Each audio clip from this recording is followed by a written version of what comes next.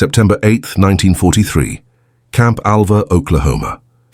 The interrogation room was smaller than Kurt Richter expected. Just a wooden table, 3 chairs and a single bare bulb hanging from the ceiling. No instruments of torture, no threatening guards with clubs. Just Major William Hastings of the U.S. Army Intelligence Service, sitting across from him with a manila folder and a patient expression. "Corporal Richter," Hastings began in accented but competent German, "you've been in our custody for 6 weeks now. How are you finding Camp Alva?" Kurt shifted in his chair. He was 28 years old, thin from months in North Africa before his capture. His Wehrmacht uniform now replaced by blue denim work clothes with POWs stenciled on the back. "It's acceptable, Herr Major. Just Major is fine." Hastings opened the folder. "You were captured at Kasserine Pass February 20th, 10th Panzer Division Intelligence Section. You speak English, learned it in school in Hamburg. Your father was a merchant who did business with British firms before the war." Kurt said nothing. This was information the Americans would have extracted during initial processing. Standard procedure. "Here's what interests me, Corporal. You're educated. You're intelligent. Your file says you were never a party member. In fact, you were investigated twice by the Gestapo for defeatist attitudes. The second investigation was in 1942, shortly before you were sent to Africa." Hastings leaned forward. "A man with your background, with your skills, with your, let's call them political reservations, could be very useful to us." Kurt's stomach tightened. He knew where this was going. "I'm offering you an opportunity," Hastings continued. "Work with us. Provide information about your fellow prisoners, who the real Nazis are, who's organizing resistance, what intelligence they might have about German operations. In return, you'll be protected, well treated, and when this war ends, we'll remember your cooperation." The word hung in the air between them. Cooperation. The polite term for betrayal. "And if I refuse?" Kurt asked quietly. Hastings closed the folder. "Then you go back to the barracks with everyone else. No punishment, no retaliation. That's not how we operate. But you should know, there are already informants in this camp, men who understand that Germany has lost this war and are trying to survive. The question is whether you're one of them." Kurt was returned to his barracks an hour later. He lay on his bunk staring at the ceiling, Hastings' words echoing in his mind. The Americans were right about one thing. He had never believed in Hitler's madness. He had watched the Nazis destroy everything decent about Germany. The universities, the courts, the churches, his father's business when they discovered. He had Jewish trading partners, but there was a vast difference between not believing in the regime and actively betraying fellow soldiers. September 15, 1943, the Power Structure. Camp Alva held 3,047 German POWs by September 1943, making it one of the largest POW facilities in the United States. Within its barbed wire perimeter, a shadow government had formed, unofficial but absolute in its power. Hauptmann Dieter Vogel ran Compound B, where Kurt was housed. Vogel had been a committed Nazi since 1933, an SA member before joining the Wehrmacht. He was 42 years old. Iron grey hair, ramrod posture, and eyes that missed nothing. In the camp, his word was law. Every morning, Vogel conducted what he called morale formations. Prisoners stood at attention while he gave speeches about German superiority, about the temporary setbacks on the front, about loyalty and honor. Those who showed insufficient enthusiasm were noted. Kurt had learned quickly to show exactly the right amount of enthusiasm, not so much that it seemed fake, not so little that it drew attention. He was invisible, which was exactly what he wanted to be. But Vogel's real power manifested in the barracks after lights out. That's when the Lagergestapo, the Camp Gestapo, operated. These were prisoners who served as Vogel's enforcers, maintaining discipline through intimidation and violence. Kurt had witnessed it once. A prisoner named Franz Müller had been overheard saying he hoped the war would end soon. 3 nights later, Müller was found beaten unconscious in the latrine. The camp's American guards investigated, but no one talked. Müller was transferred to a different compound for his own safety, branded as a weakling and a defeatist. The message was clear. Loyalty to the Reich was enforced. Even here, even as prisoners thousands of miles from Germany. September 22, 1943, the decision. Kurt was summoned to the interrogation room again. This time, Major Hastings wasn't alone. A civilian sat beside him, thin, bespectacled, wearing a rumpled suit. "Corporal Richter, this is Mr. Peterson from the Office of Strategic Services," Hastings said. "We'd like to make our proposition more concrete." Peterson spoke in flawless German without accent. "We know about Hauptmann Vogel. We know about the structure he's built in this camp. We know there have been incidents of violence against prisoners suspected of anti-Nazi sympathies. What we need is someone on the inside who can help us identify the ringleaders, document the violence, and protect prisoners who are at risk. You want me to spy on my fellow prisoners," Kurt said flatly.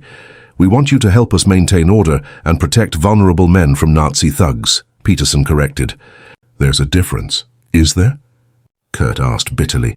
"In the barracks there's a word for men who work with the enemy. Veriter, traitor. If they discover what you're asking me to do, I'll be killed. You know that," Hastings nodded slowly. "We do know that.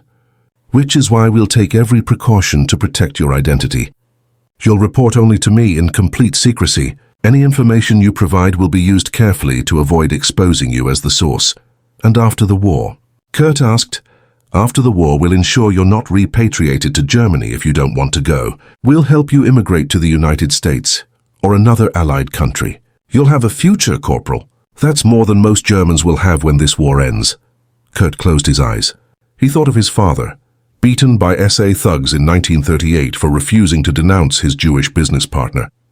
He thought of his sister Clara, who had disappeared into a Gestapo prison for distributing anti-war leaflets at her university. He thought of all the decent Germans crushed by the Nazi machinery, and he thought of Franz Möller, beaten unconscious for wanting the war to end. "What do you need me to do?" Kurt asked quietly. October 1943. The first reports. Kurt's role was subtle.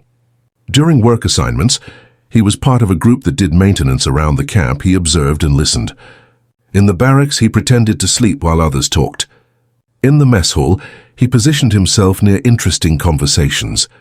Once a week, he would report to the camp infirmary, claiming chronic back pain from his time in Africa.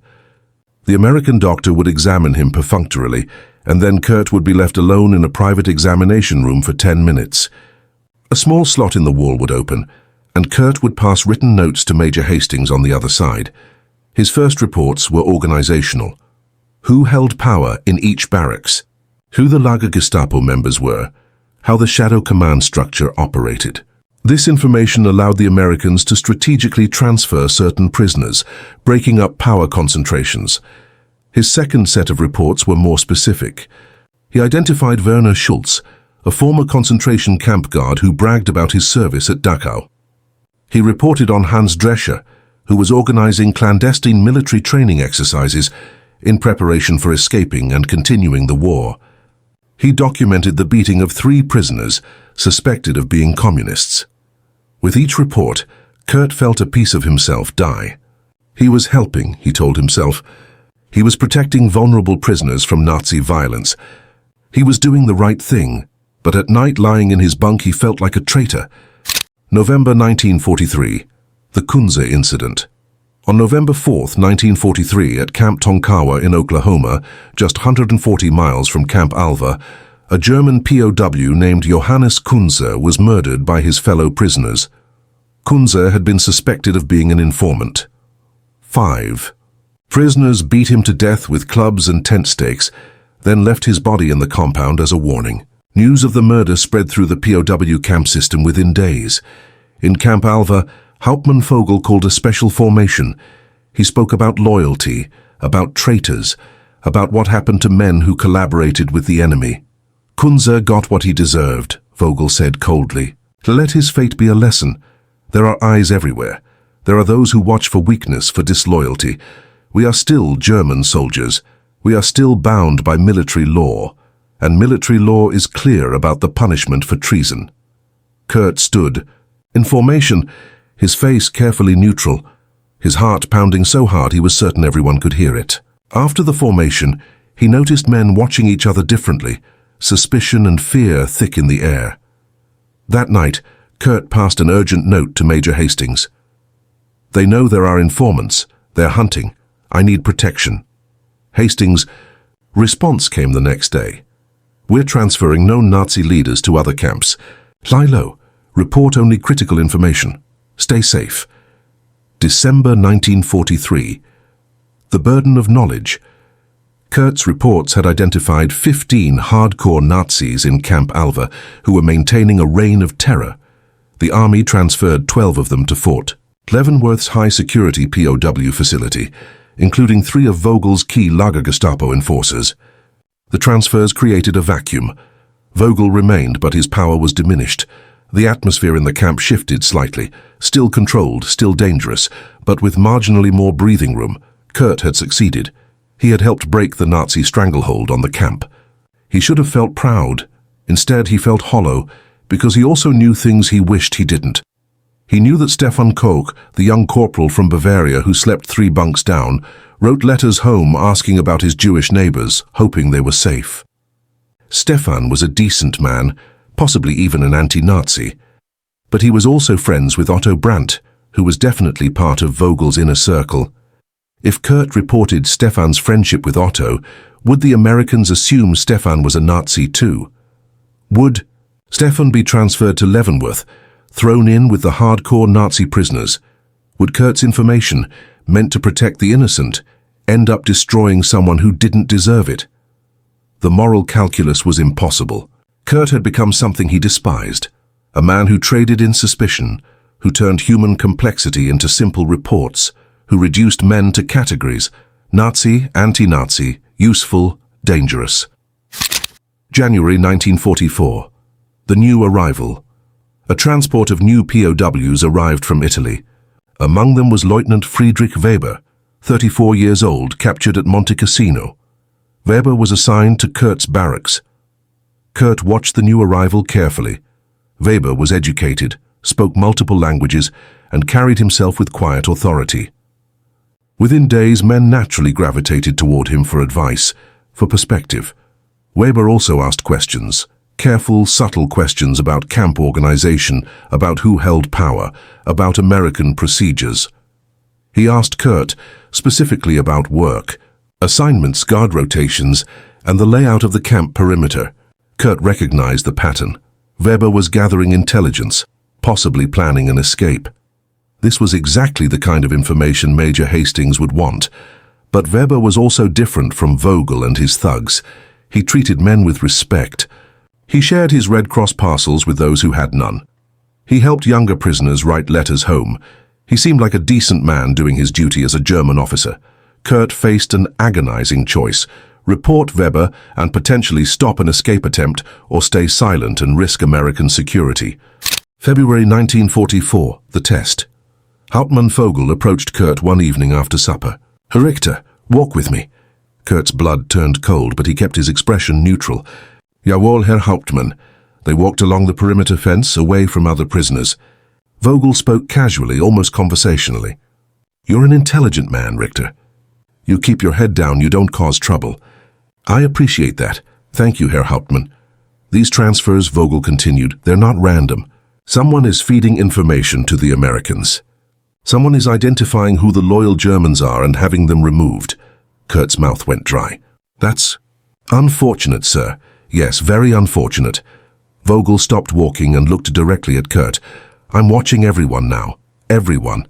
If I discover who the traitor is, military justice will be swift. You understand?" "Yes, Herr Hauptmann." Vogel stared at him for another long moment, then nodded. "Good, you're dismissed." Kurt walked back to the barracks on shaking legs. Vogel suspected. Maybe not Kurt specifically, but he was hunting. The net was tightening. That night, Kurt wrote the most difficult report of his life. He told Major Hastings about Lieutenant Weber's intelligence gathering, but he also wrote, "I don't think Weber is a Nazi. I think he's just a soldier doing his duty. If you arrest him based on my information, you'll be punishing a decent man. I'm giving you the information because I agreed to, but I'm asking you to use discretion." He passed the note through the wall slot, wondering if his attempt at nuance would matter, or if he had just condemned another man. March 1944, the consequences. Lieutenant Weber was quietly transferred to a different compound 2 weeks later. No arrest, no public accusation, just a transfer. Kurt never learned whether Weber had actually been planning an escape or whether the transfer was precautionary. But Stefan Koch noticed. Strange that Weber was moved so suddenly, he commented to Kurt one evening. Right after Vogel started talking about informants. Makes you wonder if someone reported him. Kurt shrugged, feigning disinterest. The Americans move people around all the time. Who knows why? But Stefan was looking at him with new eyes. Suspicion? Or just curiosity? Kurt couldn't tell, and the uncertainty was torture. April 1944. The breaking point. Kurt had been informing for 7 months. In that time, his reports had led to 23 transfers, prevented 2 escape attempts, and dismantled much of the Nazi power structure in Camp Alva. Major Hastings told him he was one of the most valuable intelligence assets in the POW camp system. Kurt felt like he was drowning. He couldn't sleep. He jumped at shadows. He analyzed every conversation, every glance, wondering if his cover was blown. He had no friends. Friendship required trust, and trust was a luxury he couldn't afford. In mid-April, a new prisoner arrived, a young corporal named Emil Fischer, 19 years old, terrified and homesick. Emil bunked near Kurt and, recognizing a non-threatening face, began talking to him. Emil was from a small village in Bavaria. His father was a baker. He had been drafted in 1943, served 4 months in Italy, and been captured in his first battle. I'm glad I was captured, Emil confessed quietly one night. I know I shouldn't say that, but it's true. At least here I won't die. My mother has already lost my older brother. If I die too, it would kill her.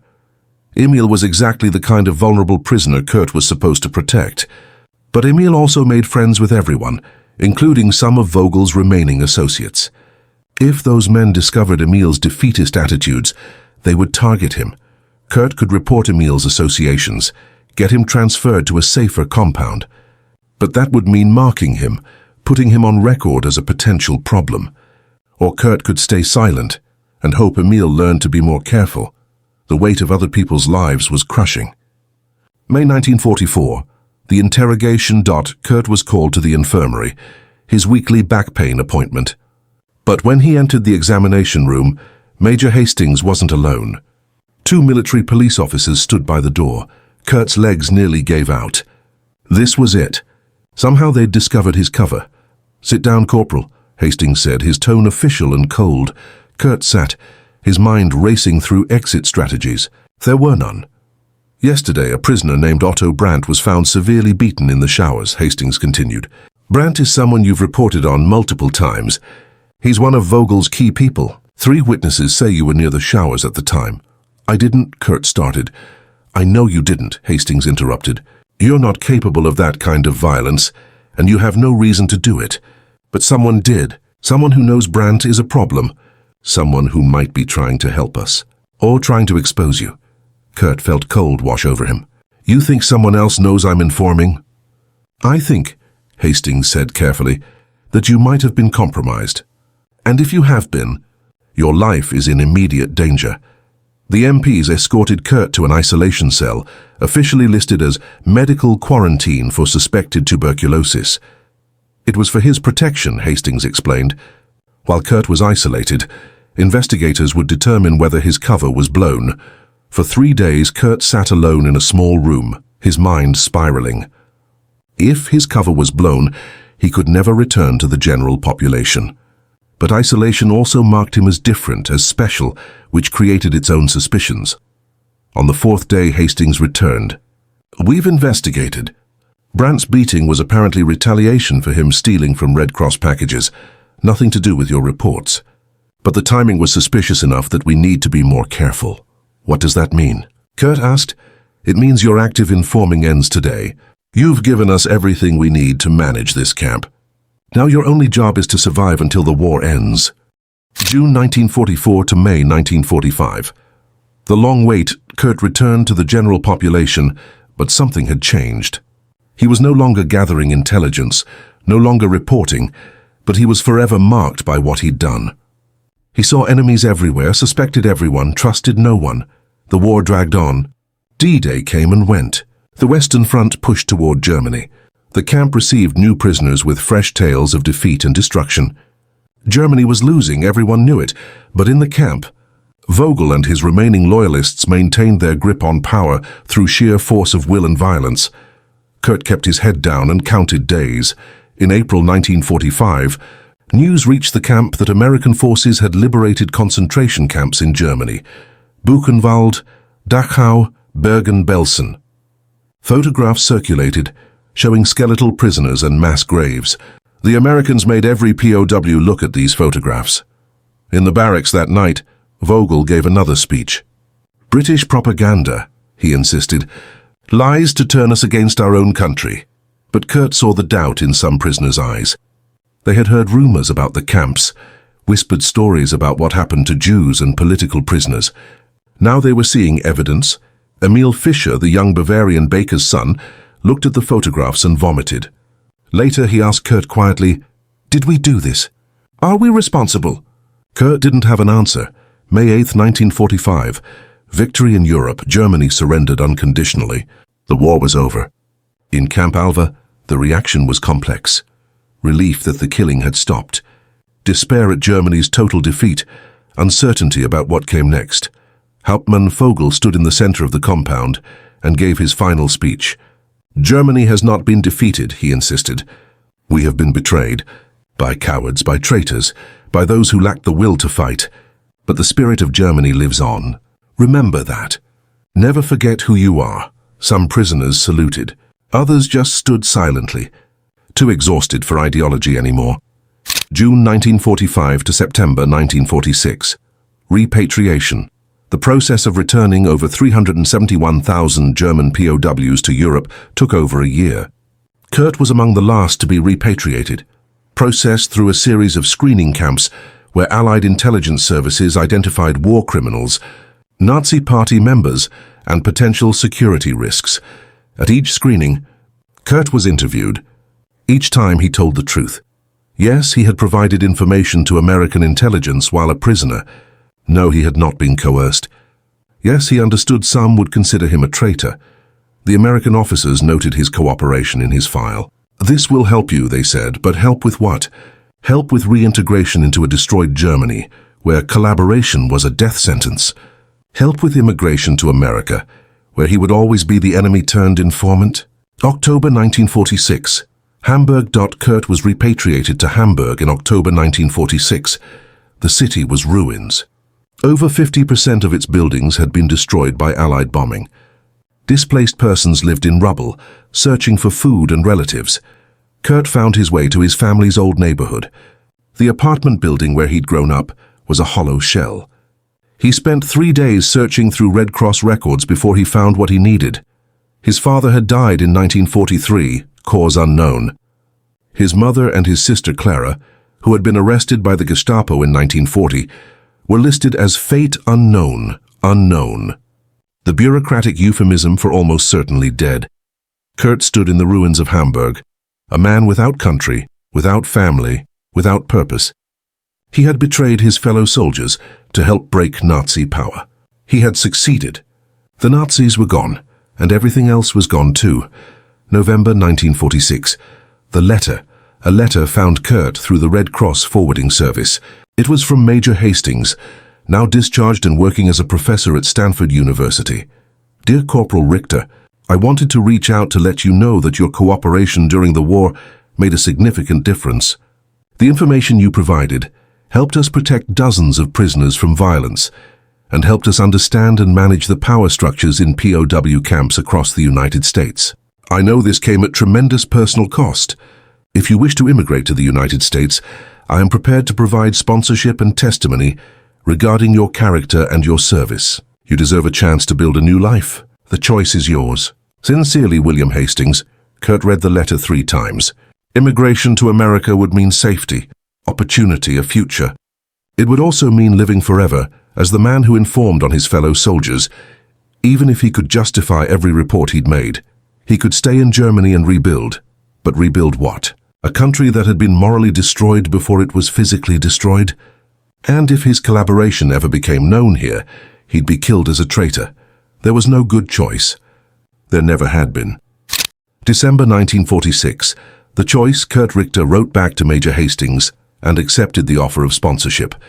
He would immigrate to America. He told himself he was choosing survival, choosing a future, choosing to move forward rather than remain mired in the past. But late at night, when sleep wouldn't come, he wondered whether he was choosing anything at all or simply accepting that he had become a man without a country, without loyalty, without home. He had collaborated to survive and to protect others from Nazi violence. He had made morally defensible choices in impossible circumstances. He had arguably done the right thing, but he had still betrayed fellow soldiers. He had still informed. He had still crossed a line that, once crossed, could never be uncrossed. February 1948. San Francisco. Kurt arrived in San Francisco in February 1948 under the Displaced Persons Act. Major Hastings, now Professor Hastings, met him at the dock and helped him find housing and work. Kurt enrolled in night classes, learned better English, and eventually found work as a translator, and later as a teacher of German language and European history. He never married. He never spoke about his time in Camp Alva, except in the most general terms. He told people he'd been a POW, which was true. He didn't mention the rest. In 1967, a graduate student named Sarah Chen interviewed Kurt for a dissertation on German POWs in America. She asked him toward the end of the interview, "Did you ever encounter prisoners who collaborated with American authorities?" Kurt was silent for a long time. Finally he said, "Yes, I knew men who did that." "What did you think of them?" Another long silence. "I think they were trying to survive in impossible circumstances. I think they made choices that seemed right at the time, but which they carried with them forever. I think they understood that there are some prices you pay even when you're not sure you did anything wrong." Sarah Chen nodded and made notes, not understanding that Kurt was talking about himself. May 1982. The last interview. Kurt Richter died in May 1982 at the age of 67. In his final years, suffering from cancer, he agreed to record an oral history for the National Archives POW documentation project. The interviewer asked him whether he had any regrets about his time as a prisoner. Kurt's answer, preserved on magnetic tape in the National Archives, was halting and difficult. "I regret everything and nothing. I regret the circumstances that forced impossible choices. I don't regret trying to protect vulnerable prisoners from violence. I regret betraying fellow soldiers. I don't regret helping to break Nazi power in the camps. I regret that I had to become someone I wasn't in order to survive. I don't regret surviving." He paused, gathering strength. The hardest part wasn't the fear of being discovered. It wasn't even the moral weight of informing. The hardest part was realizing that there were no good choices, only degrees of compromise. And once you accept that once you cross that line, you can never go back to seeing the world in simple terms. You live forever in the gray areas, in the spaces between betrayal and duty, between survival and honor. "Would you do it again?" the interviewer asked. Kurt thought for a long time. "Yes," he finally said, "and I would hate myself for it again. That's the price, that's always the price." 3 weeks later, Kurt Richter died. His obituary mentioned that he was a German immigrant, a teacher, and a veteran of World War II. It did not mention Camp Alva. It did not mention Major Hastings. It did not mention the 7 months he spent as an informant, making choices that would haunt him for the rest of his life. Some secrets die with the people who carry them.